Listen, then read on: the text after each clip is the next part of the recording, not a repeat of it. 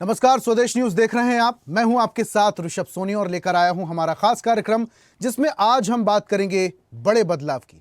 वो बदलाव जो कर्मचारियों को बड़ी सौगात दे रहा है। केंद्र सरकार नेशनल पेंशन सिस्टम और यूनिफाइड पेंशन स्कीम में बड़ा बदलाव करने जा रही है। शनिवार को केंद्रीय वित्त मंत्रालय के आदेश जारी किया गया, जिसके तहत अब 25 लाख केंद्रीय कर्मचारियों को 50% की बजाय 75% जमा करने का कॉर्पस फंड को इक्विटी में निवेश करने की अनुमति को मंजूरी दी गई है, जिसके बाद अब मध्य प्रदेश सरकार भी जल्द ही 4.5 लाख कर्मचारियों के लिए इसी सुविधा को लागू करने जा रही है। दरअसल पहले सरकारी कर्मचारियों का फंड 6.5 साल में दोगुना हो रहा था, लेकिन अब नए निवेश विकल्प से ये 3 से 4 साल में ही दोगुना हो जाएगा। ये अच्छी खबर है।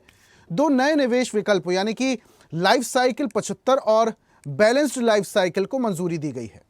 यह फैसला सरकारी कर्मचारियों की लंबे वक्त से चली आ रही डिमांड को देखते हुए लिया गया, जो गैर सरकारी कस्टमर्स को तहत निवेश के ज्यादा ऑप्शन चाहते थे। इस कदम का उद्देश्य कर्मचारियों को रिटायरमेंट प्लानिंग में ज्यादा लचीलापन देना है, ताकि वो अपनी पसंद और जोखिम उठाने की क्षमता के मुताबिक रिटायरमेंट फंड को मैनेज कर सकें। केंद्र सरकार के कर्मचारी एनपीएस यूपीएस के तहत नए विकल्प चुन सकते हैं। विशेषज्ञों के अनुसार ज्यादा इक्विटी निवेश से लंबी अवधि में रिटर्न बढ़ सकता है, लेकिन इसमें शेयर मार्केट की अस्थिरता के कारण जोखिम भी ज्यादा रहता है। कर्मचारियों को अपने निवेश लक्ष्य और जोखिम क्षमता के अनुसार विकल्प चुनना चाहिए। तो पहले और अब में क्या अंतर है? निवेश विकल्प में अंतर आपको कुछ जानकारी देते हैं। पहले सरकारी कर्मचारी का फंड लगभग 6.5 साल में दोगुना हो जाता था। अब नए निवेश विकल्प के तहत फंड 3 से 4 साल में ही दोगुना होने की संभावना है। निवेश का उदाहरण भी है इसमें। 50% इक्विटी निवेश 50,000 रुपये मासिक वेतन माने अगर, तो एनपीएस में कर्मचारी का योगदान 10% होगा यानी कि 5,000 रुपये, और सरकार का योगदान 14% यानी कि 7,000 होगा। तो केंद्र सरकार का ये जो फैसला है, ये कितना लाभकारी है? क्या इसका विरोध होगा? क्या इसका समर्थन होगा? या कितनी ज्यादा ये जो स्कीम, ये जो फैसला है, वो कर्मचारियों को प्रभावित कर पाएगी? इसी को लेकर आज हम बात करेंगे। कुछ मेहमान हमारे साथ जुड़ रहे हैं, जल्दी से उनका परिचय करवा देते हैं। राज्य कर्मचारी संघ मध्य प्रदेश के प्रदेश मंत्री हैं निरंजन सिंह घुरैया जी हमारे साथ स्टूडियो में मौजूद हैं। निरंजन जी, बहुत स्वागत करता हूं मैं आपका। और इसी के साथ पेंशनर्स वेलफेयर एसोसिएशन के प्रांत अध्यक्ष हैं आमोद कुमार सक्सेना जी। सक्सेना साहब, आपका भी बहुत स्वागत करता हूं। और इस चर्चा की शुरुआत निरंजन जी मैं आपसे ही करूंगा। केंद्र सरकार ने यह फैसला लिया है। अगर कुछ समय पहले की मैं बात करूं तो पुरानी पेंशन और नई पेंशन को लेकर जो कश्मकश की स्थिति कर्मचारियों में देखने को मिल रही थी, नई पेंशन स्कीम को लेकर कर्मचारी कुछ जगहों पर विरोध भी कर रहे थे। अब ये जो केंद्र सरकार ने फैसला लिया है, इसको कैसे देखते हैं आप? पहले तो मैं स्वदेश न्यूज़ के माध्यम से आपका बहुत बहुत धन्यवाद देता हूं कि हमारी बात आपने अपने न्यूज़ चैनल के माध्यम से विभिन्न कर्मचारियों तक पहुंचाई, उसके लिए आपका साधुवाद है। और जहां तक बात आपने कही कि अभी जो बदलाव हुआ है, तो निश्चित रूप से बदलाव में सुधार की गुंजाइश की गई है और मैं एक अच्छी पहल मानता हूं। लेकिन इसके साथ साथ इसमें बहुत सारी विसंगतियां अभी भी हैं, जिनके ऊपर विचार किया जाना अति आवश्यक है। तो बहुत सारी ऐसी विसंगतियां हैं, जैसे कि यदि हम बात करें, चूँकि केंद्रीय मंत्रिमंडल ने ये फैसला लिया है और ये स्कीम लागू करने का उन्होंने आदेश जारी कर रहे हैं वो, और मध्य प्रदेश सरकार भी निश्चित रूप से इसको आदेश जारी करने के लिए तत्पर रहेगी।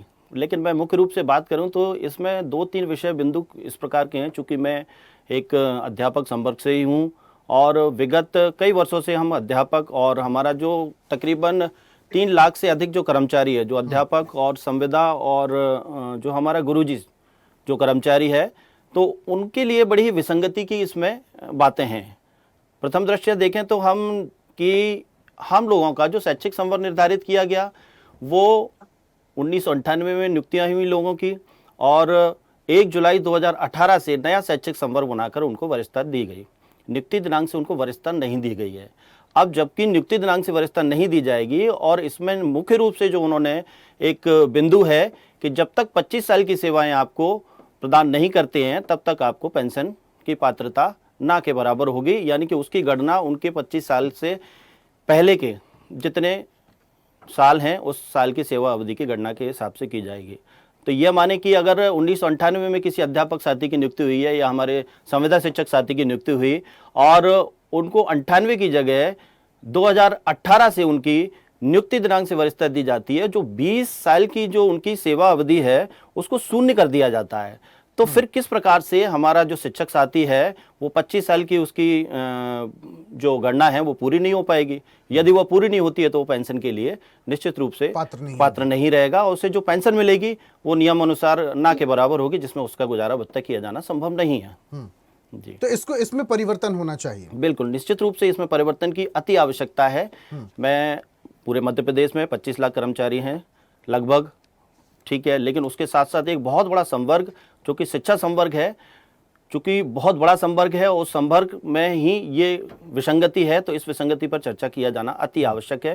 मानता हूं कि हमारे मुख्यमंत्री जी संवेदनशील हैं और सरकार के कर्मचारियों के हितों में कई निर्णय ले रहे हैं, लेकिन मेरा फिर भी उनसे ये आग्रह होगा कि इस बिंदु पर बात किया जाना अति आवश्यक है। इस विषय पर यदि वो बात करते हैं और इस विषय में कोई सुधार होता है तो निश्चित रूप से एक कर्मचारी हित में है। ठीक है, उम्मीद है आपकी बात सरकार तक पहुंचेगी और कर्मचारियों अधिकारियों तक पहुंचेगी।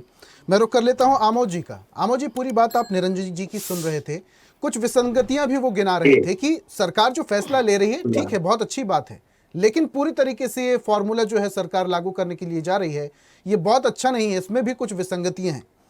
इस फैसले को आप कैसे देखते हैं? क्या ये पूरी तरीके से लुभावित है? क्या ये पूरी तरीके से कर्मचारियों के लाभ के लिए ये स्कीम लागू की जा रही है? अभी जो सरकार निर्णय ले रही है, आदेश करने जा रही है, हमें उसका इंतजार करना होगा। आखिर उसमें क्या संशोधन किए गए हैं एनपीएस में या यूपीएस में, एक चीज।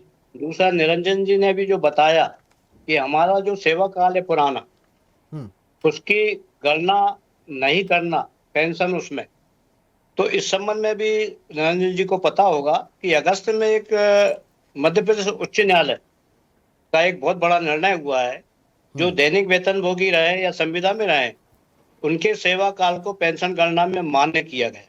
ठीक है, तो अभी ये नवीनतम निर्णय है और इसका पेपर में भी काफी आया है।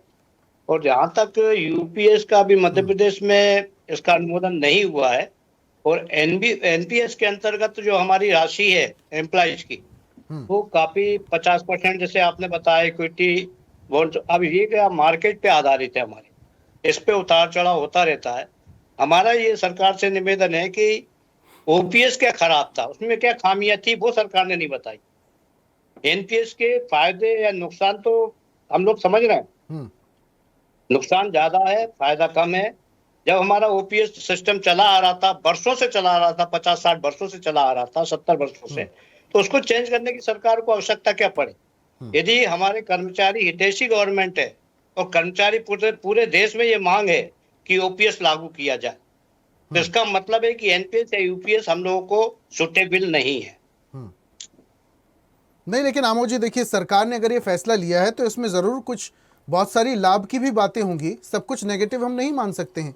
आप एनपीएस अगर यूपीएस में अगर देख रहे हैं तो जाहिर सी बात है, आप जो कह रहे हैं कि यूपीएस बढ़िया सिस्टम चला आ रहा था, एनपीएस में जंप करने की सरकार को जरूरत ही क्या थी, लेकिन बहुत सारे ऐसे भी तो पॉइंट हैं जो फायदे के हैं। नहीं, उसमें फायदा तो अभी हमें ऐसा कुछ नहीं लग रहा, क्योंकि ये जो 2005 से एनपीएस लागू हुआ है, तब इसको टाइम लगेगा जब रिटायरमेंट पे हमको 1000 या 500 रुपए पेंशन मिल रही है। वो आप देखिए, एक्चुअल क्या होता है, एक लमसम राशि जब हमको मिलती है एनपीएस के तहत, तो हमारी बीमारी में अथवा कुछ प्रॉपर्टी खरीदने में व्यय हो जाती है, किंतु एक लिमिट में जो हमें मिलता है और जो हमें लाइफ टाइम पेंशन मिलती है, उससे हमारा गुजारा होता है, ना कि एक मुश्त राशि से। कई लोग को सेविंग नहीं कर पाते एक मुश्त राशि को। ठीक है, निरंजन जी से मैं सवाल ले लेता हूँ। निरंजन जी, ये इक्विटी निवेश ऑप्शन को कैसे आप देखते हैं? इसमें भी परिवर्तन किया गया है, 50% से बढ़ाकर 75% कर दिया गया। बिल्कुल, लेकिन सबसे बड़ी बात यह है कि ये सारी चीज़ें बाज़ार के ऊपर निर्धारित करती हैं। उस समय बाज़ार की क्या स्थिति होगी, कौन सा आपका शेयर है इक्विटी में जो आप इन्वेस्ट कर रहे हैं, उसका क्या रेशो होगा और आगे चल के उसकी क्या मतलब औसत आपको रिटर्न मिलेगा, ये सारी जोखिम भी ज़्यादा है, क्योंकि निश्चित रूप से जहाँ व्यापार होता है तो उसमें रिस्क की संभावना अत्यधिक रहती है। और चूंकि यहाँ एक कर्मचारी के हित की बात है, तो यहाँ हम नहीं चाहते कि हमारा पैसा किसी जोखिम में डाला जाए। हमारा पैसा है, आप हमारा 10% कटौतरा करते हैं, निश्चित रूप से अगर सरकार 14% दे रही है, देने के बाद उसको अपने यहाँ वो अपने निवेश में लगाए, और हमारा जो है हमें बाजार से हमें कोई लेना देना नहीं है। यदि किसी कर्मचारी का उस समय रिटायरमेंट होता है, अभी जैसा कि हम आपको बता दें कि इन्होंने जो कर्मचारी के रिटायरमेंट का सेवानिवृत्ति का लिखा है कि सेवानिवृत्ति के पश्चात ही उसको पेंशन दिया जाना संभावित है।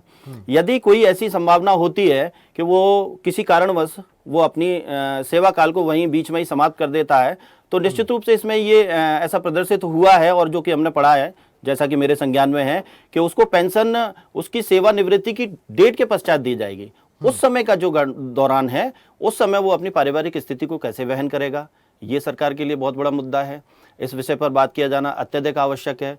तो ऐसी बहुत सारी चीज़ें हैं जिनमें अभी भी, लेकिन जैसा कि सक्सेना जी ने कहा, चूँकि वरिष्ठ हैं और निश्चित रूप से उनके पास बहुत सारी हमसे ज़्यादा बेहतर जानकारियाँ हैं, लेकिन सक्सेना जी ने जो कहा कि जब तक यह आदेश हमें प्राप्त नहीं होता है कि इसमें सरकार ने क्या चेंज किया है, तब तक किसी भी प्रकार की कोई संभावना या किसी भी प्रकार का कोई वक्तव्य दिया जाना उचित नहीं है। ठीक है निरंजन जी, आप जो लूप होल की आप बात कर रहे हैं, लेकिन इसमें फायदा भी तो कहीं ना कहीं कर्मचारियों का दिखाई देता है। 50% से अगर निवेश को 75% बढ़ा दिया गया है, तो कहीं ना कहीं प्रॉफिटेबिलिटी ज्यादा बढ़ जाती है। जोखिम है लेकिन प्रॉफिट भी तो है। नहीं, बिल्कुल निश्चित रूप से आपकी बात को मैं मानता हूं, स्वीकार करता हूं। ऐसा नहीं है कि इसमें टोटल सारी खामियां ही हैं, कुछ बहुत सारे प्रॉफिट भी हैं जिनको हम आदेश आने के पश्चात देखेंगे, तब उसको किस प्रकार से हम देख पाएंगे यह उसके बाद ही तय किया जाएगा। लेकिन ये ठीक है कि सरकार ने एक अच्छी पहल की, 50% से उसको 75% तक लेके आए। लेकिन बहुत सारे संगठन हैं हमारे जो आज भी निरंतर OPS के लिए बात कर रहे हैं कि हमारी पुरानी पेंशन बहाल की जाए। यदि वो नहीं भी कर रहे हैं तो कम से कम मेरा तो यही कहना है कि जितना अंतर OPS और UPS में आप दे रहे हैं, उस अंतर में कम से कम ये समायोजन तो होना चाहिए कि सरकारी कर्मचारी को रिटायरमेंट के पश्चात उसे अपनी जो उसने निवेश किया है, जो उसका कटौतरा हुआ है, उस कटौतरी की उसको पूरी भरपाई होनी चाहिए, और जिस व्यक्ति ने अपनी सेवा काल में जितनी भी समय दिया है उसको उसकी समय अवधि के आधार पर उसको पेंशन दिया जाना उचित होगा। समय का ख्याल किया जाए। ठीक है, मैं आमोद जी का मैं रुक कर लेता हूं। आमोद जी देखिए, तमाम सारी बातें इस दौरान निकलकर सामने आ रही हैं, लेकिन देखिए जो कुछ समय पहले जो कर्मचारी हैं मांग कर रहे थे पुरानी पेंशन बहाली की, ये जो नई पेंशन योजना है जिसको लेकर आप बहुत सारे कर्मचारी जो हैं वो इत्तेफाक नहीं रखते हैं, क्या ये जो फेरबदल किया जा रहा है सिर्फ इसलिए किया जा रहा है कि लोग UPS से NPS में जंप कर जाएं? नहीं, ऐसा तो अभी कुछ नहीं है। अभी शासन को इस संबंध में हमें इंतजार करना होगा कि शासन इसमें क्या निर्णय जारी करता है, एक चीज। दूसरा, जो हमारी OPS थी उसपे पूरी 100% गारंटी गवर्नमेंट की थी। आज इसका हमारा पेंशन का निजीकरण हो गया, अब मार्केट वैल्यू पर आधारित हो गई हमारी पेंशन, तो इसकी कोई भविष्य में गारंटी नहीं कि हमको कोई प्रॉफिट होगा या नुकसान होगा। इसकी अभी हम एडवांस में या अग्रिम रूप से कोई भी गणना नहीं करने के लिए समर्थ नहीं है। जब मार्केट भविष्य का 30 साल 25 साल 40 साल हम लोग नौकरी करते हैं, उसके बाद क्या। और मेरा एक निवेदन सरकार से है कि जब आप पेंशन के लिए ये सब NPS UPS लागू कर रहे हैं, जो भी कर रहे हैं या नए निर्णय ले रहे हैं, तो ये हमारे जो जनप्रतिनिधि निर्वाचित है उन पे भी लागू करिए इसको। हमारा जैसे आपने अभी एक राष्ट्रीय स्तर पर एक बहस चल रही है, एक वन नेशन वन निर्वाचन जो भी है, एक इलेक्शन। हम चाहते हैं कि वन नेशन वन पेंशन का पूरा फार्मूला भी देश में लागू किया जाए। इसके क्या फायदे होंगे? आप जिस तरह से आप विधायकों सांसदों को जितनी बार वो रहते हैं, हम लोग 35-40 साल नौकरी करते हैं और हमें एक पेंशन भी ढंग की ना मिले, तो ये आश्चर्य की बात है। हम भी देश और प्रदेश के विकास में काम करते हैं, 24 घंटे के हम शासकीय नौकर कहलाते हैं। उसके बाद इस तरह से हमारे पे NPS UPS से नई नई स्कीम का परीक्षण करना, ये तो अन्याय है हम लोगों के साथ। आप OPS में क्या आपको दिक्कत है कि OPS में आपको हमें फायदे गिना रहे हैं, NPS में हमारा पैसा बाजार में लगा रहे हैं, आप इक्विटी में लगा रहे हैं, आप 75 कर दे 100 कर दे। मार्केट वैल्यू का कोई भरोसा है? आज सोना कहाँ था, सोना किस भाव हो गया। पेंशन का हमारे जो है, जिस आपने उसमें म्यूचुअल फंड में जिसमें भी इक्विटी में लगाया है, उसकी क्या गारंटी है कि वो भविष्य में हमको दे के जाएगा प्रॉफिट। गवर्नमेंट तो गारंटी ले सकती है, जो पहले ओपीएस में था कि गवर्नमेंट की गारंटी थी, आज प्राइवेट निजीकरण में कोई गारंटी नहीं है इसमें। लेकिन आमोद जी देखिए, अमूमन देखा गया है बहुत सारे लोग हैं जो भविष्य के लिए निवेश तो करते ही हैं, और अगर इस तरीके से निवेश किया जा रहा है तो फायदा तो उनको ही है। ये गवर्नमेंट नौकरी नौकरी होती है सर, ये निवेश के लिए नहीं होती नौकरी। ये हमारे जीविकोपार्जन के, जब हम रिटायर्ड होते हैं तो हमारा जो शेष जीवन है उसके लिए गारंटी होती है गवर्नमेंट की।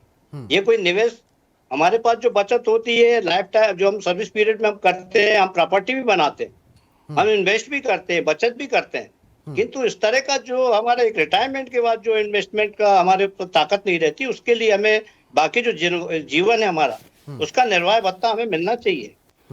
ठीक है निरंजन जी, उसकी ये जो गारंटी परिवर्तन होना की चाहिए। बात आमोद जी कर रहे हैं, इसको किस तरीके से देखते हैं आप?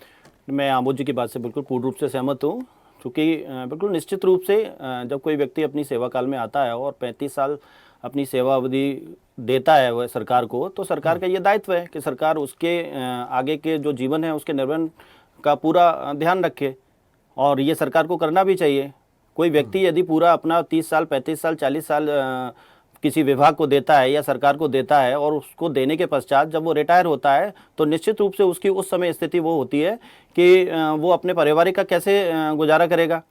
बहुत सारी जिम्मेदारियां उसके पास होती हैं, तो जिम्मेदारियां सारी निभाते निभाते पूरा जीवन काल उसका चला जाता है, और जब वह सेवानिवृत्त होता है, जब उसे उस चीज़ की अत्यधिक आवश्यकता है, तो वो चीज़ हमें उपलब्ध नहीं हो पाती। तो हमारे कर्मचारी का बहुत बड़ा ये दुर्भाग्य हो जाता है कि वो अपना जीवन किस प्रकार से व्यतीत करेगा। बच्चे भी बड़े हो जाते हैं, उनकी भी शादी सारी उनसे मुक्त हो जाता है, लेकिन वह अपने लिए क्या कर पाता है, इस विषय पर बात किया जाना बहुत आवश्यक है। निरंजन जी, लेकिन आपसे मैं समझना चाहूंगी सरकार की मंशा इसके पीछे क्या होगी? देखिए, प्रॉफिट की बात तो सरकार कर रही है, अब जो इन्वेस्टमेंट का ऑप्शन है, इक्विटी इन्वेस्टमेंट उसका परसेंटेज भी बढ़ा दिया गया है, ज़्यादा लाभ की भी सरकार बात कर रही है कि ज़्यादा इन्वेस्टमेंट होगा तो लाभ के तौर पर भी कर्मचारियों को इसका लाभ मिलेगा। क्या मंशा हो सकती है सरकार की इसके पीछे? क्या कर्मचारियों के पैसे से ही पैसा बनाने की कोशिश है? आप इस विषय में तो सरकार के लोग ही ज़्यादा अच्छी तरह से बता पाएंगे, लेकिन हम ये चाहते हैं कि हमारे साथ ही ये सारा अमूवमेंट क्यों किया जा रहा है, हमारे साथ ही ये सारी चीज़ें चेंज क्यों की जा रही हैं। और भी बहुत सारे लोग हैं, हमारे बहुत सारे जनप्रतिनिधि हैं, जैसा कि अमोद जी ने कहा कि उनको भी पेंशन मिलती है, एक नहीं, दो नहीं, तीन पेंशन मिलती हैं, एक बार रहने के बाद, 5 बार रहने के बाद, और 35 साल 40 साल यदि सेवा करने के पश्चात हमारे ही पैसे से। वन नेशन वन पेंशन के बारे में सरकार को सोचना चाहिए। बिल्कुल सोचना चाहिए। जब सरकार वन नेशन और वन इलेक्शन की बात कर रही है, तो पेंशन के बारे में भी उसको सोचना बहुत महत्वपूर्ण है। इसमें राजनीति का असर आप देखते हैं? बिल्कुल, अब राजनीति का असर तो है ही, आप देख ही रहे हैं। यदि राजनीति का असर, मैं तो ये इस चैनल के माध्यम से और आपके माध्यम से ये कहना चाहूँगा हमारे जनप्रतिनिधियों को, जो स्थानीय जनप्रतिनिधि हैं, कि जब हम लोग आपको वोट करते हैं तो आपके अंदर एक अच्छा नेता, एक अच्छा नेतृत्व और एक अच्छा व्यक्ति समझकर आपको वोट करते हैं, तो उनको भी निचले स्तर से इस आवाज़ को ऊपर ले जाना चाहिए। माननीय मुख्यमंत्री जी से कहना चाहिए, माननीय प्रधानमंत्री जी से कहना चाहिए, जब हम विधायक चुन रहे हैं, सांसद चुन रहे हैं, मंत्री बन रहे हैं, तो लेकिन वो लोग हमारी बात को बेहतर नहीं कह पा रहे हैं। लेकिन जब आवश्यकता होती है तो A to Z नीचे से लेकर हम शासन के हित में काम करते हैं, चुनाव भी कराते हैं, सारी चीज़ें, सारी प्रक्रियाओं को पूर्ण करते हैं, लेकिन पता नहीं क्यों वो अपने उत्तरदायित्व से मुकर जाते हैं। ऐसा मेरा स्थानीय प्रतिनिधियों से और माननीय विधायक या सांसद महोदय से मेरा आग्रह है कि इस बात को प्रमुखता से अपने क्षेत्र के हिसाब से, अपने राज्य के हिसाब से उस बात को आगे ले जाना चाहिए।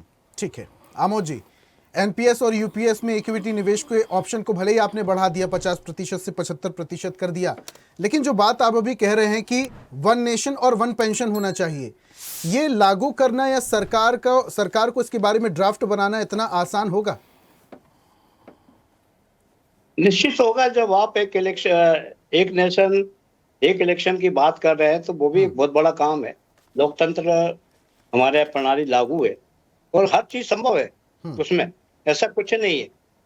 अभी मैं भी सर्वे डिपार्टमेंट से जुड़ा रहा हूँ, मैंने भी 4-5 साल गहन सर्वे किया है, भारत सरकार का किया है। तो हम लोगों को फील्ड पे भी रहना पड़ता था, रुकना भी पड़ता था, गांव में भी जाना पड़ता था। कोई भी चीज छोटी नहीं सरकार के लिए। वन नेशन वन पेंशन का जो फार्मूला है, हम कह रहे हैं इसको लागू कर दीजिए। जिस तरह से आप और चीजों में इलेक्शन के लिए सोच रहे हैं या और पे नीति बना रहे हैं, तो इसमें भी हम लोगों को थोड़ा सा बेनिफिट आपको देना चाहिए। लेकिन क्योंकि कैसे बेनिफिट होगा सर? अब नहीं, बेनिफिट होगा। देखिए, हर स्टेट में, सेंट्रल में जो है, आप जो राष्ट्रीय उपभोक्ता सूचकांक है उसके आधार पर महंगाई राहत देते हैं, महंगाई भत्ता देते हैं। पूरे देश में लागू नहीं होता। ये 2-4 राज्य कर देते, 2-4 राज्य 10-10 महीने का खा जाते एरिया। तो ये हम लोगों के पेंशनर के साथ बड़ी, और मध्य प्रदेश में तो पेंशनर की इतनी बुरी स्थिति है कि 8-8 महीने 10-10 महीने का आप धारा 49 के चक्कर में हमारा डीआर हजम कर रहे हैं। मेडिकल फैसिलिटीज नहीं है। ओल्ड एज में हम लोगों का मेडिकल खर्चा बढ़ जाता है। हमारी पेंशन आधे से अधिक भाग हमारे इलाज पे खर्च। पिछली बार भी आपने आपके उसमें कॉन्फ्रेंस में हम लोगों ने ये बात कही थी। तो हमारा सरकार से निवेदन है कि आप कोई भी प्रणाली लाए, हमारा फ्यूचर देखे। हमारा जब रिटायरमेंट के बाद हमारी यह स्थिति नहीं रहती है कि हम कुछ कर पाए, ना तो हम कहीं काम कर पाते ना कुछ कर पाते, उस समय हमें पेंशन की अति आवश्यकता होती है। जीविकोपार्जन के लिए होती है, परिवार चलाने के लिए होती है। तो सरकार को इस ओर ध्यान देना चाहिए कि जब हम 35-40 साल नौकरी करते हैं, 5 साल में जब आपको उनको जीवन भर का निर्वाह भत्ता देते हैं, और एक निर्वाह भत्ता नहीं मिलता है जनप्रतिनिधि को। एक जितनी बार वो विधायक सांसद रहेंगे उतनी बार उनको, आप गणना करिए, सिर्फ पंजाब को छोड़ के अभी सभी राज्यों में 1 से अधिक पेंशन हमारे जनप्रतिनिधि ले रहे हैं। अच्छी बात है, लीजिए आप, क्योंकि आपने काम किया है, जनता के लिए किया। हम लोगों ने आपको चुना है विश्वास के साथ, मगर हमारे ऊपर भी मेहरबानी करिए आप। ठीक हम है, भी तो आपके भाई। ठीक है। आमोद जी, आप बात कर रहे थे, जिक्र कर रहे थे कि 8-8 महीने पेंशन नहीं मिलती, 8-8 महीने पैसा नहीं मिलता। डीए को लेकर कई बार स्थितियां ऐसी हो जाती हैं। डीआर का जो महंगाई, ठीक है, महंगाई राहत बढ़ती है, उसका पैसा नहीं मिलता। पेंशनर्स वेलफेयर एसोसिएशन के आप प्रांत अध्यक्ष हैं, मैसेज क्या पहुंचाना चाहेंगे सरकार को? कहां बदलाव हो, कैसे बदलाव हो? जल्दी से। सरकार से हमारा यही निवेदन है कि पहले तो हमें ओपीएस की खामियां गिनाए, और जो एनपीएस या यूपीएस आप ला रहे हैं, जो हमारा पैसा फंड, जो हमारा फंड है, आप अपने माध्यम से इक्विटी में इन्वेस्ट कर रहे हैं, उसकी कोई गारंटी नहीं है। हम सरकार पे बहुत विश्वास करते हैं। सरकार उस पैसे को कहीं और निजी क्षेत्रों में इन्वेस्ट ना करके खुद गारंटी ले और उस तरह की पेंशन योजना लागू करे। तो सरकार से उम्मीद है। अब सरकार उम्मीद पर कितना खरा उतरती है, आने वाला वक्त बताएगा। बहुत शुक्रिया आमोद जी हमारे साथ जुड़ने के लिए। निरंजन जी, आपका भी बहुत बहुत शुक्रिया चर्चा में शामिल होने के लिए, हमारे साथ जुड़ने के लिए। और आज हम बात कर रहे थे एनपीएस यूपीएस में होने वाले बड़े बदलाव की, जिससे कर्मचारियों को बड़ी सौगात मिलेगी। लेकिन ये कितनी बड़ी सौगात है? क्या इस सौगात से कर्मचारी खुश भी हैं? क्या ये सौगात कर्मचारियों के लिए लाभ का सौदा साबित होगी? ये आने वाला वक्त बताएगा। आज की खास पेशकश में फिलहाल इतना ही। देखते रहिए स्वदेश न्यूज, सबसे पहले देश। और ऐसी ही ताजा खबरों के लिए लाइक, फॉलो और यूट्यूब पर सब्सक्राइब कर बेल आइकन जरूर दबाइए। और हर अपडेट के लिए विजिट कीजिए swedeshlive.com।